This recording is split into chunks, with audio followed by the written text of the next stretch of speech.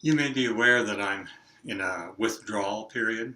Uh, might be called a retreat, but I tend to describe it more as a withdrawal.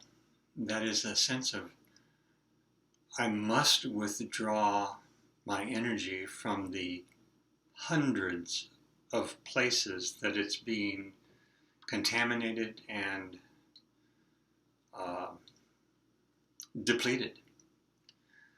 Each of us only has a certain amount of energy that we generate ourselves, and the energy that's part of us from the cosmos, the quantum energy of existence. And we've developed ourselves so complexly that that energy is drained in countless useless conditioned ways. And we don't have it available for the truly important work that we have to do for ourselves, for our family, for our culture. So I'm on withdrawal or retreat, and I'm using the Tao Te Ching, which has always been my guide in life. I'm using it more deeply and more in a more disciplined, maybe, fashion than I have before, just because I need its guidance. It's the guidance of this old sage from 2,600 years ago. Seems to me the kind of guidance that I need to connect myself with the real world, capital R, real, rather than the illusory world.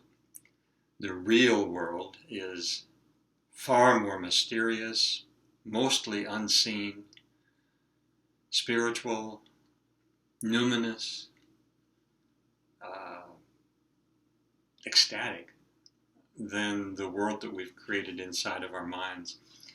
I'm working for now with the very first chapter of the Tao Te Ching, which in my own translation reads, talking about a path is not walking that path. Thinking about life is not living. Directly experiencing life brings unconditional appreciation and unity. Thinking about life brings conditional judgments and separateness. Free of conditioned thinking, we experience our true nature. Caught in conditioned thinking, we experience only who we think we are. Yet both our conditioned nature and our true nature are part of life. Our conditioned experience of living can be a gateway to the unconditional joy of life. So I'm facing the question of who, the old adolescent question, who am I? Or even could be phrased, what am I? Am I who I've been taught to think I am? I live in a culture that's disintegrating, and there's nothing I can do to stop it. It's literally being led by a clinically insane people who are apparently being supported by people who think it's to their benefit. And it's all who we think we are. And over the millennia, we've come to think that we're separate from the world, that we're separate from nature, that there is no real mystery, that we can control it, and because we're separate, we really need to control it, and we need to have power over it and dominion over it, and make it come under our control. And we elect the people, and we look to leadership for the people who promise that they can control everything. Oh, our poor Donald Trump right now is, this may be a dated thing, I don't know. I don't know when you're going to listen to this. But right now, Donald Trump is the president of the United States, and he's insane. And he's insane in the same way that our culture is insane, in the same way I'm insane, in that I have this deep-seated delusion that I'm separate from everything else, that I'm not part of nature, that I stand apart from nature and act upon nature. And in trying to combat the insanity of a Donald Trump, I continue to separate myself, and I constellate a power and opposing his power, and both powers, my attempt or our attempt to control him and his attempt to control everything else, are just parts of the same illusion. We're all trying to control. We all think we're separate. We all have fallen into the illusion of who we are, and it's not who we are. All of us, each one of us, including Donald Trump, has a soul that is not and has never been and never will be separate from the divine nature of the cosmos. And the only way to salvage humanity on this planet is to return to that sense of being deeply, deeply connected. I'm not who I think I am. My mantra for these days is, I have thoughts, but I am not those thoughts. I have thoughts as I breathe in and as I breathe out. I am not those thoughts. Doesn't answer the question, who am I? Well, because the answer to that question is a mystery. And I'm starting to discover my identity as the same as the spotted towhee out in the bird bath, and the raven that flies by, and the ground squirrels, and the Douglas squirrels, and the chipmunks, and the little lizards, and the grasses, and the pine trees, and the fir trees. I'm the same thing. I'm no more separate from everything than they are.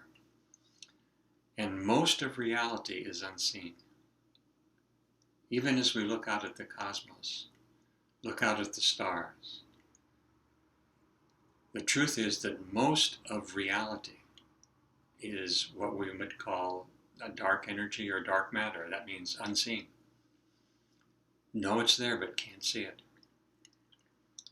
Don't you really know that mystery is there and that you just can't see it? Don't you know that there might be guides and companions and realities all around you that you just can't see? In order to see that and feel that and sink into who we really are, there is a sense in which everyone must withdraw in some manner. Withdraw from the attachments to the bullshit media, all of left-right bullshit media, and the bullshit social media, and the bullshit. You know what it is. The confirmation bias. You know, we're attracted to our own brand of bullshit, but it's still bullshit. And they are attracted to their brand of bullshit, and it's still bullshit. And it saps our energy. We must withdraw to a place where we're connected to something deeper and more real. Yeah, we still have to deal with the world. Although the coronavirus has come along and turned everything on its head, and there isn't going to be a new normal. So what is real underneath that topsy-turvy impossibility of finding a normalized life again? What's real under there? We're not going to put Humpty Dumpty back together again. We're just not. And we must find a deeper sense of who we are and who we are as individuals, and therefore who we are as a culture. Well, I didn't mean to get so kind of preachy on this. I wanted to just share with you that an element of my withdrawal retreat is an attempt to find out who and what I really am, because I'm not who I think I am, and you're not who you think you are. So I leave you with that adolescent question: who am I? What's life? What am I? What's real? What's not? Don't settle for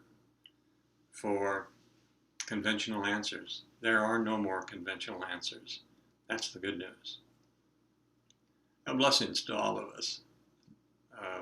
I probably will ramble quite a bit on these little video posts, but it's my attempt to stay connected in some way.